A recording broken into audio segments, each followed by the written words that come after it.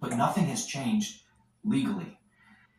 Yes, we technically can prevent Donald Trump from taking office, but it requires Congress to act and enforce Section 3 of the 14th Amendment. If they do, they can prevent him from taking office. They can make a finding that, they can take a vote and say Donald Trump engaged in insurrection and is therefore disqualified from taking office. They can do this right now.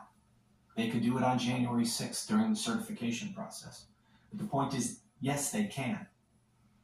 But the reality is, they're not going to. And this is why I haven't talked about it up until now. And I really hadn't planned on it, but I'm seeing this issue get more traction and I'm getting a lot of questions about it. And as you know,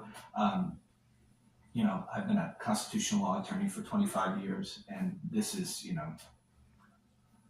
my area of expertise.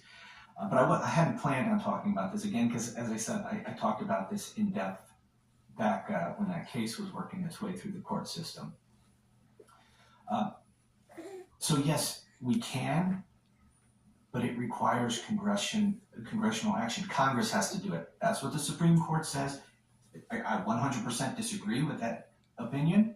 I think it's absolutely wrong. I think it was decided in the way it was only to protect Donald Trump. But they said Congress has to act. So Congress can act. But let's face it, Congress isn't going to do anything. Who controls Congress? The Republicans, right? Republicans right now control the House. And in a couple of weeks, they're going to, next week, they're going to control both the House and the Senate.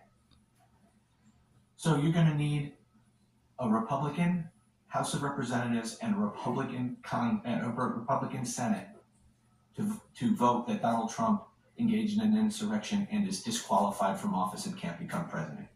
Do you think there is a snowball's chance in hell that they're going to do that? Of course not. So that's why I haven't been talking about it. Now, like I said in the comments, people have been asking me about this.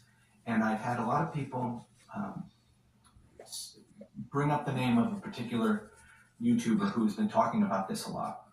And I hadn't heard of her before, so I watched some of her videos because I wanted to see what was being said out there so that I could properly address it. And one of the things she said, I don't want to spend too much time on this, is that, Congress doesn't have to take an affirmative vote to say he's disqualified and prevent him from taking office. They can bring up the issue of restoring it. Let me see. The last